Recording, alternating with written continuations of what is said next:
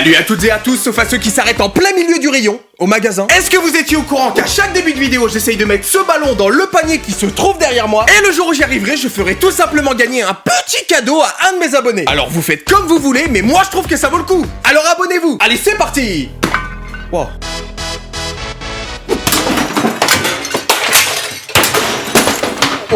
Oh là là. Oh là là. Bon, eh bien, je suis désolé, mais pour le coup, ce ne sera vraiment pas pour aujourd'hui. Est-ce que vous vous êtes déjà retrouvé dans des situations bien embarrassantes? Ce genre de moment bien gênant après que vous ayez fait un truc bien honteux? Moi, je suis le pire pour ça, je sais pas comment je fais, à chaque fois je me retrouve dans des situations horribles. Et ce matin, je me suis réveillé avec l'envie de vous raconter 3 anecdotes dans lesquelles je me suis retrouvé au cœur même de la honte. Là, j'ai besoin d'extérioriser tout ça parce que ça fait bien trop longtemps que je garde ces histoires secrètes. Et je pense qu'elles devraient rester secrètes justement. Dans cette vidéo, je vais donc vous conter 3 histoires dans lesquelles vous n'aimeriez pas vous retrouver. 3 histoires qui ont provoqué des instants de gêne qui me rongent encore aujourd'hui. C'est toujours pas fini. En tout cas, j'espère que vous êtes prêts pour les écouter et surtout j'espère que vous avez laissé votre meilleur pouce bleu car on est parti.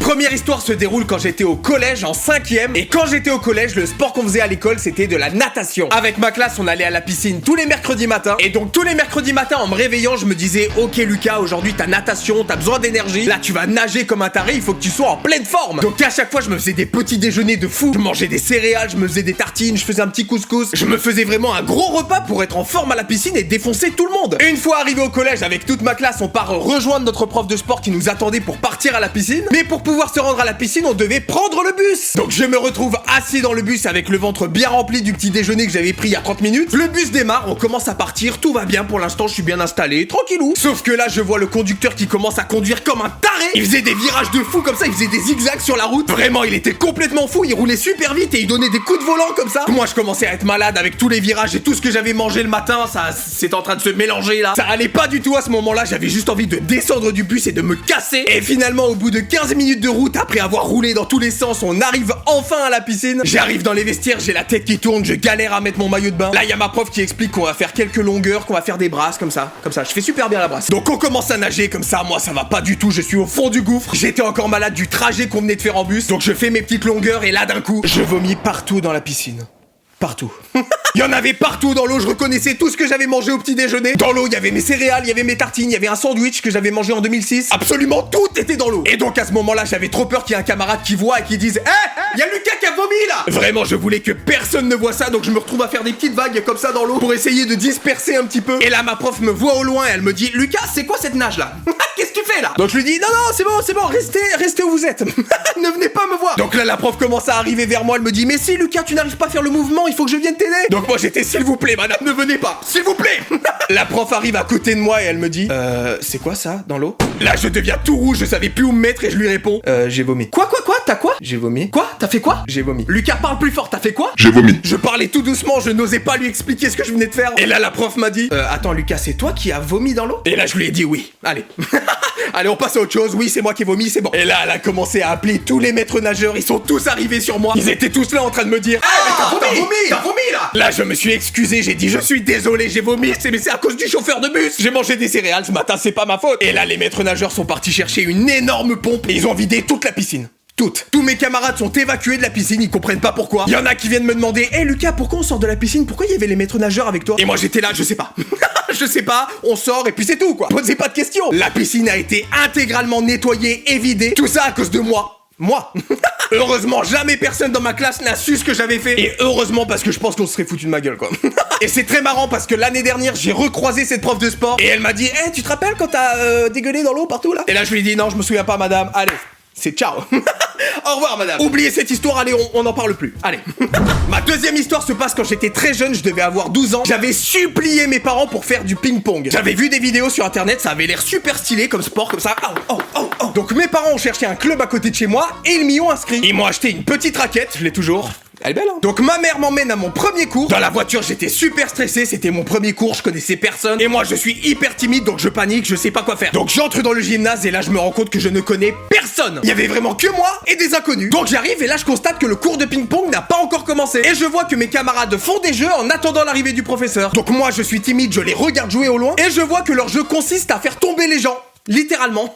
Ils étaient en train de se faire des croche-pattes, ils étaient en train de se pousser pour essayer de faire tomber l'autre. Et moi, de loin, je trouvais ça hyper marrant, faire tomber les gens. Attends, c'est délire. Donc je les regarde de loin en train de se balancer super fort et tout pour essayer de gagner. Et là, dans ma tête, je me dis, ok Lucas, tu connais personne, tu es timide, mais si tu participes à leur jeu, ils voudront peut-être être amis avec toi. Peut-être. Donc là, je suis déterminé, je me dis, je vais trouver quelqu'un, le faire tomber et ils vont me trouver cool. Je balaye le gymnase comme ça pour trouver quelqu'un à faire tomber. Et là, au loin, je vois un gars tout seul, assis tranquillement sur une chaise. Donc là, je me dis, c'est la cible parfaite, j'ai juste à le faire basculer de sa chaise et c'est bon. Je commence à avancer d'un pas déterminé comme ça, là j'avais la rage. Donc j'arrive à côté de lui doucement, discrètement. Je pose mes mains sur le dossier de sa chaise et là, bam, je le balance au sol. Il bascule avec sa chaise et il s'éclate sur le sol, littéralement. Il tape tellement fort le sol que ça résonne dans tout le gymnase et dans toute la ville, je pense.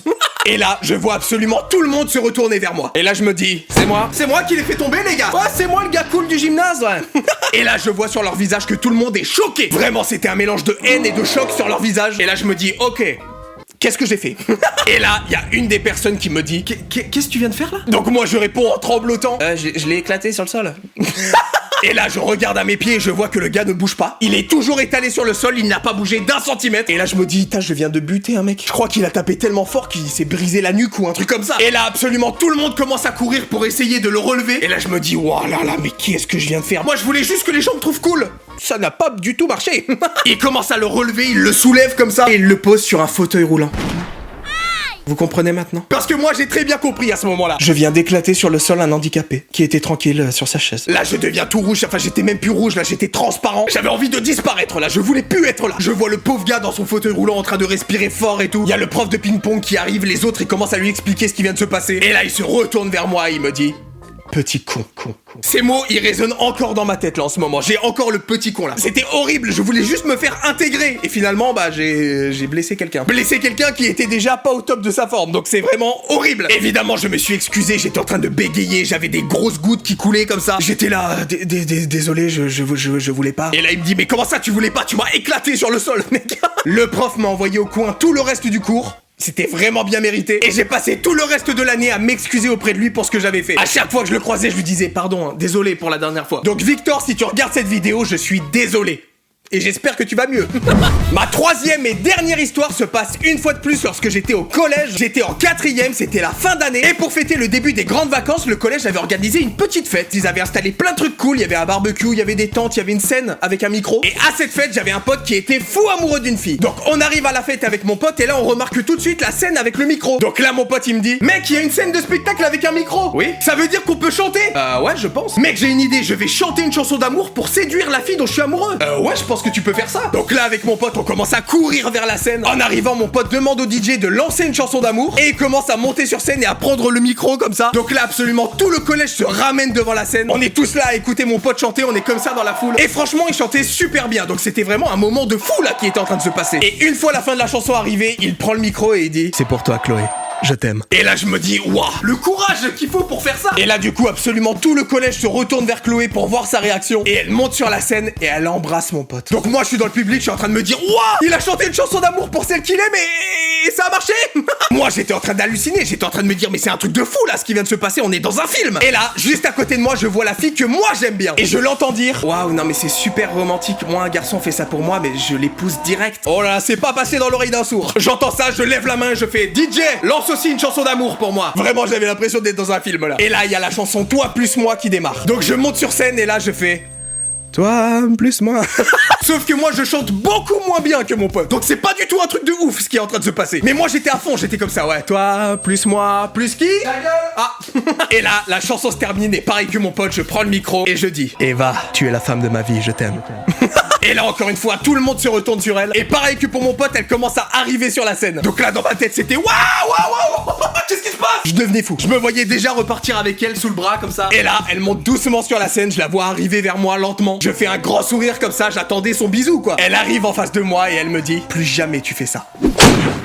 Ça va pas ou quoi? Elle m'a mis la torgnole de ma vie. J'ai utilisé le mot torgnole, c'est pour vous dire. Elle m'a retourné une claque dans la gueule. J'ai encore les dents qui vibrent. Là, je viens de me prendre une énorme claque devant 200 personnes. Imaginez l'humiliation quand je l'ai vu repartir de scène et disparaître dans la foule. Déjà que je me suis tapé la honte à chanter pas hyper bien, je me fais maintenant humilier devant tout le monde. tout le collège. Là dans le public, il y avait tout le monde qui rigolait, tout le monde se foutait de moi. Donc là il y a un CPE, il arrive, il prend le micro, il fait bon bah voilà, merci Lucas, allez on passe à autre chose. Je suis descendu de la scène, j'ai pris mon petit téléphone et j'ai appelé ma maman pour qu'elle vienne me chercher. Je voulais pas passer une seconde de plus dans cette fête du collège, il y avait rien de festif. À la rentrée, heureusement pour moi, personne ne s'en souvenait, à part elle, du coup, qui ne m'a plus jamais adressé la parole. La morale de cette histoire, c'est de ne pas déclarer sa flamme devant 200 personnes. Sauf si vous chantez bien, là ça marche apparemment. Merci à tous d'avoir regardé cette vidéo, j'espère qu'elle vous a plu. Moi là je me sens plus léger de vous avoir raconté tout ça. N'hésitez pas vous à me dire dans les commentaires quelle a été votre pire anecdote de gêne. J'ai hâte de savoir si vous êtes pire que moi. En attendant, si cette vidéo vous a plu, n'hésitez pas à laisser un gros pouce bleu, c'est hyper important et hyper encourageant. N'hésitez pas non plus à me dire en commentaire ce que vous en avez pensé, je lis absolument tous les commentaires et c'est toujours un plaisir de vous lire. Le plus important maintenant, n'oublie pas de cliquer sur le petit bouton rouge et d'activer la cloche pour t'abonner à ma chaîne YouTube. Comme ça tu recevras une notification à chaque fois que je sors une vidéo. Nous on se retrouve samedi dans 2 semaines à 11h17 pour une nouvelle vidéo. J'espère que tu seras là parce que moi je serai là. En attendant, je vous dis à très bientôt sur internet. Salut!